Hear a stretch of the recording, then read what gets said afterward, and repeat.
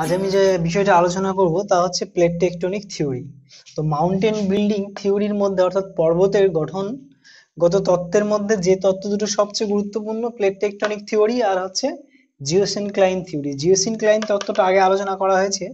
তো plate tectonic থিওরিটা আলোচনা করতে গিয়ে প্রথমে যেটা আমরা জানতে হবে যে প্লেট জিনিসটা কি। হ্যাঁ, যে প্লেট জিনিসটা কি, যে আমাদের ভূপৃষ্ঠ যে আছে সেই ভূপৃষ্ঠের তলদেশে রয়েছে একটা শক্ত আবরণ যা পৃথিবীকে চারিদিক থেকে বেষ্টন করে রয়েছে। এই শক্ত আবরণটাকেই বলা হচ্ছে প্লেট। ঠিক আছে, যে আমরা জানি আমাদের ভূপৃষ্ঠে আমরা পৃথিবীর কয়টি স্তর, তিনটি স্তর, সেটা হচ্ছে কেন্দ্রমণ্ডল, তারপর গুরুমণ্ডল, আর সবচেয়ে বাইরের স্তরটা হচ্ছে ভূত্বক। এই ভূত্বক পৃথিবীর গুরুমণ্ডলের উপরে ভাসমান, অর্থাৎ গুরুমণ্ডলের উপর যে অ্যাস্তনোস্ফিয়ার আছে সেই অ্যাস্তনোস্ফিয়ারের উপর ভাসমান কতগুলো শক্ত আবরণের উপর প্রতিষ্ঠিত, তাই তো? এই শক্ত আবরণগুলোই হচ্ছে প্লেট। তো এই শক্ত আবরণগুলোকে বোঝানোর জন্য প্রথম প্লেট শব্দটি ব্যবহার করেছিলেন জেটি উইলসন 1965 সালে। তো এই প্লেট দ্বারা যে প্লেটের যে চলন, কৌশলগত চলন, তাকে গ্রিক শব্দ টেকটন দ্বারা প্রকাশ করা হয় এবং সেখান থেকে টেকটনিক শব্দটা এসেছে, তাই তো? তাহলে টেকটন থেকে এসছে টেকটনিক, আর টেকটন শব্দটার অর্থ হচ্ছে কৌশলগত চালনা। তার আমাদের ভূপৃষ্ঠের যে প্লেটগুলো রয়েছে বা পৃথিবীতে যে প্লেটগুলো রয়েছে সেগুলোর যে কৌশলগত চালনা বা কৌশলগত চলাচল, সেটাই হচ্ছে প্লেট টেকটনিক। আর এই প্লেট টেকটনিকের সাহায্যে যখন পর্বত সৃষ্টিকে ব্যাখ্যা করা হয়ে থাকে সেই তত্ত্বকেই বলা হচ্ছে প্লেট টেকটনিক থিওরি, তাই তো? তবে এই প্লেট টেকটনিক থিওরি সর্বপ্রথম দিয়েছিলেন হ্যাঁ ম্যাকেনজি, পার্কার, ইলার্স, তাই তো, 1967 সালে। এবং তারপরে সবচেয়ে শেষে 1968 সালে ডাব্লিউ জে মর্গান এবং লি পিচন সবচেয়ে ভালোভাবে সেগুলোকে ব্যাখ্যা করেন, অর্থাৎ প্লেট টেকটনিক থিওরিকে সবচেয়ে ভালোভাবে ব্যাখ্যা করেছিল ডাব্লিউ জে মর্গান এবং লে পিচন। তবে মাঝখানে হ্যারি হেস পর্বত না, যে সমুদ্র বক্ষের যে বিস্তার সেই সম্পর্কিত আলোচনা করতে গিয়ে প্লেট টেকটনিক থিওরির সাহায্য নিয়েছিল, সেটা 1960 সালে। তো এই প্লেট টেকটনিক বা প্লেটের যে চলন, সেই চলনের মূল শক্তি কি? আচ্ছা, সেটা পরে আসি, আগে প্লেট সম্পর্কে একটু জানতে হবে। যে আমাদের প্লেট, এটা ধরি একটা প্লেট, এই প্লেটের যে ধার, হুম, এই ধারগুলোকে বলা হচ্ছে প্লেটের পাত প্রান্ত বা প্লেট মার্জিন, ঠিক আছে? আর এরকম দুটো প্লেট যখন পরস্পর পাশাপাশি অবস্থান করে, তো তারা যে রেখা বরাবর পরস্পরের সঙ্গে অবস্থান করে সেই রেখাটাকে বা সেই সন্ধি এলাকাকে বলা হচ্ছে পাত সীমান্ত বা প্লেট বাউন্ডারি, ঠিক আছে? তাহলে এটা কি? তাহলে হিসাব মতো এটা হচ্ছে পাত প্রান্ত, ঠিক আছে, বা প্লেট মার্জিন, ঠিক আছে? আর এইটা যে দুটো প্লেট মার্জিন যখন এক জায়গায় হলো, যে রেখা বরাবর, সেটাকে বলা হচ্ছে প্লেট বাউন্ডারি বা পাত সীমানা, ঠিক আছে? তো এই পাত সীমানা সাধারণত প্লেটের চলন অনুযায়ী তিন রকম হয়: ডাইভারজেন্ট যেটাকে বলা হচ্ছে অপসারী, কনভার্জেন্ট যেটাকে বলা হচ্ছে অভিসারী, এবং কনজারভেটিভ যেটাকে বলা হচ্ছে নিরপেক্ষ পাত সীমানা। তো সবার প্রথমে আমরা আলোচনা করব ডাইভারজেন্ট প্লেটটা কি। ডাইভারজেন্ট প্লেটটা কি বা ডাইভারজেন্ট প্লেট বাউন্ডারিটা কি? যখন দুটো প্লেট পরস্পর থেকে ম্যাগমার পরিচালন স্রোতের কারণে, হ্যাঁ, তো এই ম্যাগমার পরিচালন স্রোতটা কি, যে প্লেটের সঞ্চালনের মূল শক্তি কিন্তু ম্যাগমা, ঠিক আছে? তো যখন ম্যাগমা ভূ অভ্যন্তরে থাকে তখন সেটা গরম থাকে, গরম হয়ে উপরের দিকে উঠতে থাকে, ভূত্বকের কাছাকাছি আসে, মোটামুটি আপেক্ষিকভাবে শীতল হয়ে সেটা আবার নিচের দিকে নামে। অর্থাৎ ম্যাগমা উঠছে, ভূত্বকের নিচে প্লেটে ধাক্কা খাচ্ছে, আবার কি হচ্ছে, নিচের দিকে নামছে। তাহলে এইভাবে চক্রাকারে প্রক্রিয়াটা চলতে আছে, বা এই চক্রাকার প্রক্রিয়াটা চলছে। হুম, হ্যাঁ, তো এই চক্রাকার প্রক্রিয়াটা চলার কারণে কি হচ্ছে, যখন এই যে পরিচালন স্রোত উপরে উঠলো, তারপর ধাক্কা খেয়ে দুদিকে গেল, তো কি হচ্ছে, এই দুটো প্লেটকে তাহলে দুদিকে ঠেলে নিয়ে যাবে, অর্থাৎ এই প্লেটটা এদিক যাবে, এই প্লেটটা এদিক যাবে। তো যখন এইভাবে সরে যাচ্ছে তখন সেটাকে বলা হচ্ছে অপসারী পাত সীমানা বা ডাইভারজেন্ট প্লেট বাউন্ডারি। তো এই ডাইভারজেন্ট প্লেট বাউন্ডারিতে যে ঘটনাটা ঘটে যে যখন মাঝখান থেকে সরে যায় ফাঁকা জায়গা দিয়ে ম্যাগমা ম্যাগমা বেরিয়ে যায় এবং ম্যাগমা বেরিয়ে সেখানে কি তৈরি করে, নতুন ভূত্বক তৈরি করে। এই জন্য এটাকে বলা হচ্ছে কি, যে সৃষ্টিকারী পাত সীমানা বা কনস্ট্রাকটিভ অর্থাৎ গঠনমূলক পাত সীমানা। তো কি গঠিত হয় এখানে, যে আমরা যখন দেখি যে এইভাবে ম্যাগমা বাইরের দিকে বেরিয়ে আসছে তখন সেখানে সাধারণত মধ্য মহাসাগরীয় শৈলশিরা গঠিত হয়। হ্যাঁ, যেমন মধ্য মহাসাগরীয় শৈলশিরা আমরা কোথায় দেখতে পাই, যে আফ্রিকান প্লেট একদিকে আর একদিকে হচ্ছে আমেরিকান প্লেট, এই দুটো পরস্পর থেকে সরে যাচ্ছে কোথায়, আটলান্টিক মহাসাগরের একদম মাঝ বরাবর। তো আটলান্টিক মহাসাগরের মাঝ বরাবর এস আকৃতির যে পাত সীমানা বরাবর পরস্পর থেকে সরে যাচ্ছে আমেরিকান পাত এবং আফ্রিকান পাত, সেইখানে ম্যাগমা উঠে গিয়ে নতুন সামুদ্রিক বক্ষ বা সমুদ্র বক্ষ তৈরি করছে এবং তার সঙ্গে ম্যাগমা উঁচু হয়ে যে মানে পর্বতের মতো আগ্নেয় শিলা দ্বারা একটা পর্বত মানে পার্বত্য অঞ্চল সৃষ্টি করছে, যেগুলোকে বলা হচ্ছে মধ্য আটলান্টিক শৈলশিরা, এবং সেটারও আকৃতি এস আকৃতি সেই পাত সীমানা বরাবর। তারপর চলে আসি আমরা convergent plate boundary. Convergent plate বাউন্ডারিটা কি, যে যখন এই ম্যাগমার পরিচালন স্রোতের কারণে একটা প্লেট এদিকে সরে যাচ্ছে তখন এই জায়গায় কি হচ্ছে, যদি আর একটা প্লেট থাকে তাহলে তারা মুখোমুখি সংঘর্ষ করছে, তাই তো।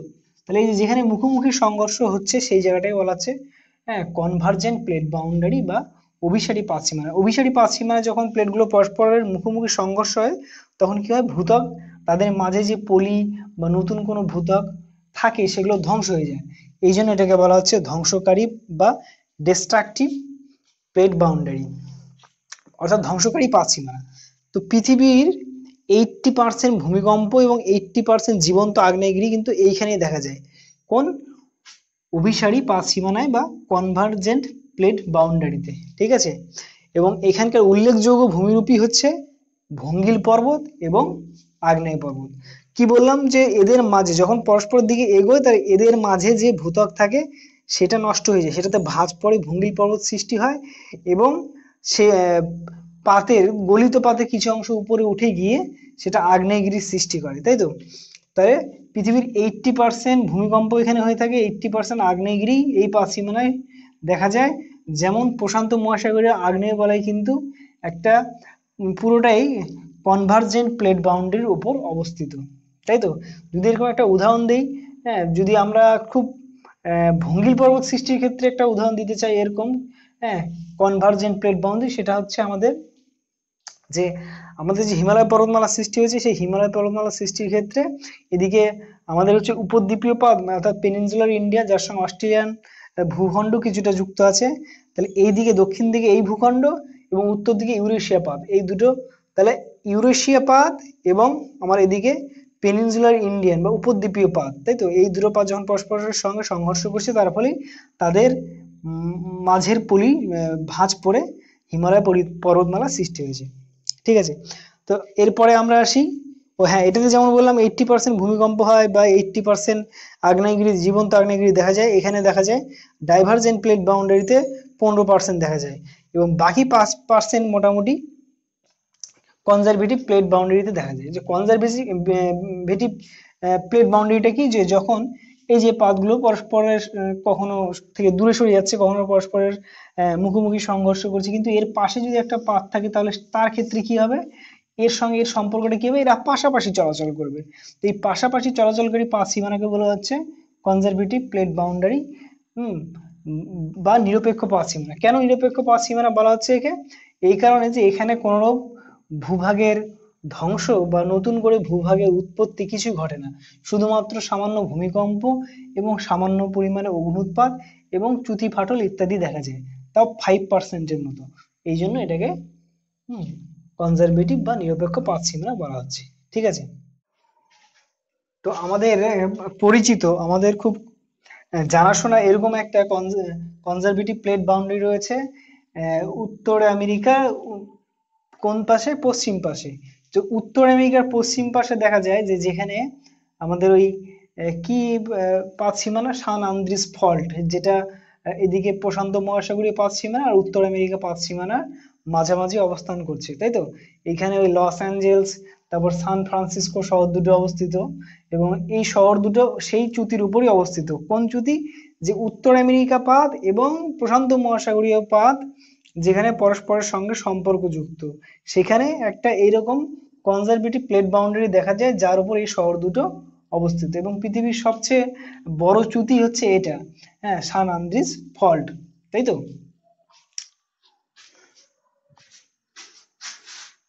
এই হচ্ছে মাউন্টেন বিল্ডিং থিওরির মধ্যে প্লেট টেকটনিক থিওরির তিনটা পার্ট। কিন্তু এখনো মূল বিষয়টা আমরা আলোচনায় আসিনি, সেটা হচ্ছে এই কনভার্জেন্ট প্লেট বাউন্ডারিতেই যে ভঙ্গিল পর্বতমালা সৃষ্টি হয় সেটা কিভাবে হয়, তাই তো? এবার সেই মূল আলোচনায় আসবো। আলোচনা করব কনভার্জেন্ট প্লেট বাউন্ডারিতে কিভাবে ভঙ্গিল পর্বতমালা সৃষ্টি হয়, ঠিক আছে? তো কনভার্জেন্ট প্লেট বাউন্ডারি বা অভিসারী পথ সীমানায় যে দুটো ঘটনা দেখা যায়, একটা হচ্ছে সাবডাকশন, একটা হচ্ছে কলিশন। সাবডাকশন মানেটা কি? যে যখন একটা ভারী পাতের নিচে, একটা হালকা পাতের নিচে যখন একটা ভারী পাত প্রবেশ করে যায় ঘনত্ব বেশি হওয়ার কারণে, তো এই প্রবেশ করার যে ঘটনা সেটাকে বলা হচ্ছে সাবডাকশন, তাই তো? অধোনমিত বা অধোগমন, ঠিক আছে? এবার যেখানে এই সাবডাকশনটা দেখা যায়, অর্থাৎ যে পাতটা বেঁকে প্রায় 45 ডিগ্রি অ্যাঙ্গেলে বেঁকে আমাদের ভূপৃষ্ঠের নিচে অর্থাৎ গুরুমণ্ডলে অ্যাস্তনোস্ফিয়ারের দিকে প্রবেশ করছে, সেই অঞ্চলকে, অর্থাৎ এখানে আমি যদি এইটা ধরি যে এই অঞ্চলটা 45 ডিগ্রি কোণে বেঁকে কোথায় ঢুকলো? গুরুমণ্ডলের নিচে প্রবেশ করলো বা গুরুমণ্ডলের মধ্যে প্রবেশ করলো, ঠিক আছে? তো সেইটাকে বলা হচ্ছে বেনি অফ জোন বা বেনি অফ এরিয়া, ঠিক আছে? এটাকে বলা হচ্ছে বেনি অফ মন্ডল, বেনি অফ জোন, ঠিক আছে? তো এটাকে বলা হচ্ছে বেনি অফ জোন বা বেনি অফ মন্ডল। এই যে প্রবেশ করলো, এই প্রবেশ করার সঙ্গে সঙ্গে যখন পাতের যে অংশ প্রায় আমাদের ম্যাগমা যে উষ্ণতায় গলন্ত অবস্থা আছে সেই উষ্ণতায় যখন চলে গেল, তখন সেই পাতটা কি হবে? ভূঅভ্যন্তরে প্রবেশ করে গলতে শুরু করবে। এই গলিত পদার্থগুলো কি হবে? ম্যাগমা হিসাবে সেই ভারী পাতটা, হালকা পাতটা নিচে গিয়ে জমা হতে থাকবে। তাহলে এইখানে দীর্ঘদিন জমা হতে হতে, অর্থাৎ এখানে একটা ম্যাগমার পরিচলন স্রোত খুব ভালো করে লক্ষ্য করা যাবে। তো এইভাবে এটা দীর্ঘদিন চলতে থাকার কারণে কি হবে? এই জায়গায় উষ্ণতা বেশি হয়ে যাবে, এবং উষ্ণতা বেশি হওয়ার কারণে এই পাতের এই অংশটা কি হবে? নরম বা দুর্বল হয়ে যাবে। তো দুর্বল হওয়ার কারণে কোনো এক সময় ফাটল ধরবে, এবং সেই ফাটল বরাবর সেই সেই ম্যাগমা বাইরের দিকে বেরিয়ে আসবে এবং এখানে জমা হতে থাকবে, এবং দীর্ঘদিন জমা হতে হতে সেগুলো আগ্নেয় পর্বত সৃষ্টি করবে, ঠিক আছে? এবং যখন প্রথম তাদের মধ্যে সংঘর্ষ হচ্ছে বা প্রথম যখন মুখোমুখি হচ্ছে, ঠিক আছে, এইখানে দেখা যাচ্ছে যে এরা যখন দূরে ছিল, এদের মাঝখানে কি ছিল? কিছু একটা ভূত্বক ছিল বা কোনো পলল, কোনো স্তর ছিল, সেগুলো কি হবে? যে এইভাবে যখন পরস্পরের সঙ্গে সংঘর্ষ করার আগে মুহূর্তে এইভাবে একটা পাত আর একটা পাতের নিচে প্রবেশ করছে, এবং এটা এইভাবে বেঁকে যাচ্ছে, তাই তো? তো এর ফলে এইখানে যে অংশটা বেঁকে ঢুকে গেল সেইখানে গর্তটা বেশি হবে, এবং এটাকে বলা হচ্ছে সামুদ্রিক খাদ। এবং এটা যত আগাবে এইখানকার পদার্থগুলো তত উপরের দিকে এইভাবে তুলতে থাকবে, এবং পদার্থগুলো ওই প্লেটের উপরের দিকে কি হবে? জমা হতে থাকবে, এবং জমা হয়ে সেখানে ভাঁজ পড়বে এবং তৈরি হবে ভঙ্গিল পর্বত, ঠিক আছে? আর যেখানে এটা বেঁকে এইভাবে প্রবেশ করছে সেই জায়গায় তৈরি হবে সামুদ্রিক খাদ, হ্যাঁ? সেই জায়গায় কি হবে?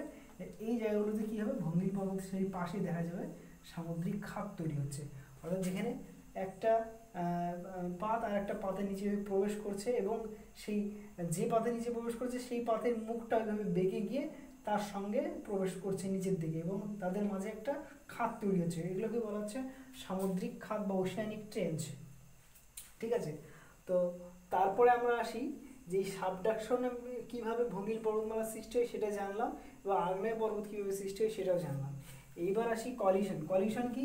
যে এরা একটা পাত যখন আরেকটা পাতের নিচে প্রবেশ করছে না, শুধু সামনাসামনি সংঘর্ষ করছে।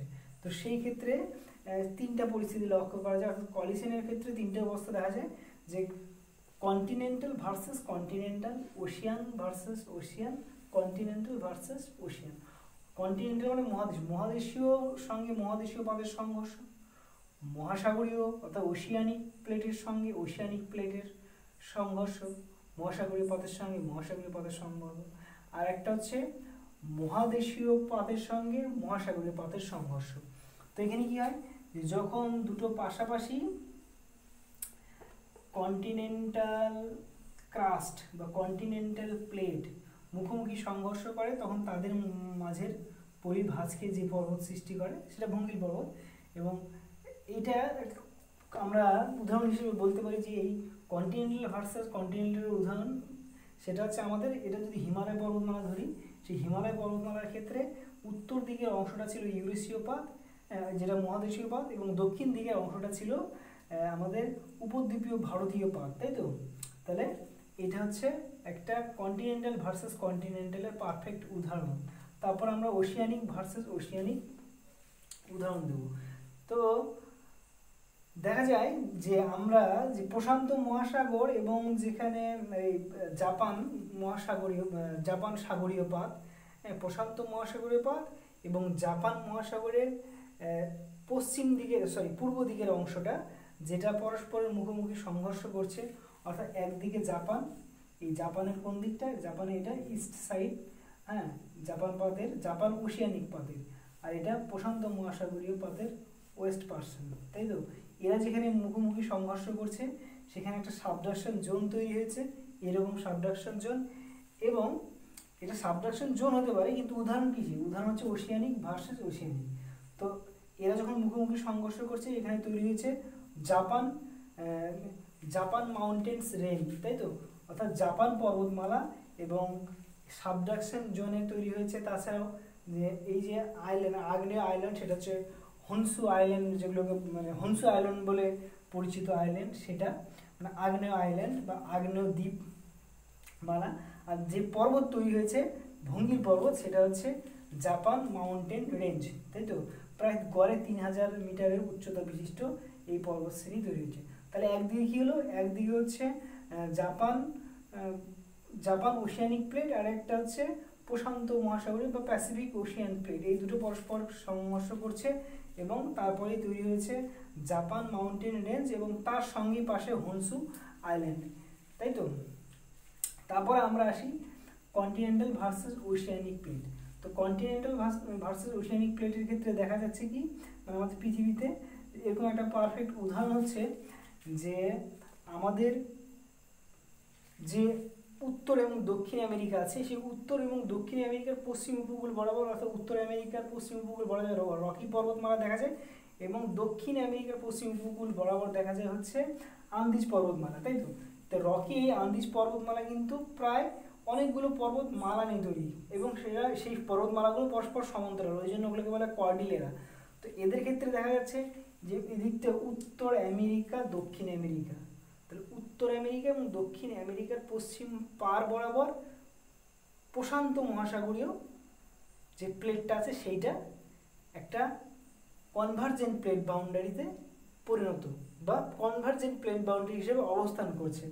তো এই কনভার্জেন্ট প্লেট বাউন্ডারি অর্থাৎ উত্তর আমেরিকার পশ্চিম ভাগ এবং প্রশান্ত মহাসাগরীয় পূর্ব ভাগ যেখানে সংঘর্ষ করছে উত্তর আমেরিকায়, সেখানে তৈরি হয়েছে রকি পর্বতমালা, সেটা এক ধরনের কর্ডিলেরা, এবং সেই একই প্রশান্ত মহাসাগরের সেই একই পাত আবার দক্ষিণ আমেরিকা পাতের সঙ্গে সংঘর্ষ করে সেই দক্ষিণ আমেরিকার পশ্চিম উপকূল বরাবর তৈরি করছে আন্দিজ পর্বতমালা, এবং সেটাও এক ধরনের কর্ডিলেরা। আমি আগে বললাম যে কর্ডিলেরা তখনই বলা হয় যখন অনেকগুলো ভঙ্গিল পর্বতমালা পরস্পরকে প্রায় সমান্তরালে অবস্থান করে। তাহলে এই হচ্ছে আমাদের কন্টিনেন্টাল, যেটা প্রশান্ত মহাসাগরীয় উত্তর আমেরিকা দক্ষিণ আমেরিকা পাত দুটো পরস্পর কি পরস্পর হচ্ছে কন্টিনেন্টাল প্লেট, এবং তার সঙ্গে একত্রে একপাশে অবস্থান করছে প্রশান্ত মহাসাগর, অর্থাৎ যেটা ওশিয়ানিক প্লেট। এদের দুইয়ের সংঘর্ষ ফলেই তৈরি হয়েছে উত্তর আমেরিকার, এই ছবিটা উল্টা হবে, হ্যাঁ, তো উত্তর আমেরিকা এরকম পশ্চিম উপকূলে তৈরি হয়েছে কি, এটা উল্টা হলে এটা পশ্চিম হবে, তাই তো? এই পশ্চিম উপকূলে তৈরি হয়েছে রকি পর্বতমালা, রকি কর্ডিলেরা, এবং একই রকম প্রশান্ত মহাসাগরীয় পাতের সঙ্গে সংঘর্ষ করে দক্ষিণ আমেরিকার পশ্চিম উপকূলে তৈরি হয়েছে আন্দিজ পর্বতমালা। অর্থাৎ এদিকে আন্দিজ পর্বতমালা দেখা যায় আর এদিকে রকি পর্বতমালা দেখা যায়। তো এই হচ্ছে আমাদের কনভার্জেন্ট প্লেট বাউন্ডারিতে কিভাবে ভঙ্গির পর্বতমালা তৈরি হয় তার একটা বিস্তারিত আলোচনা।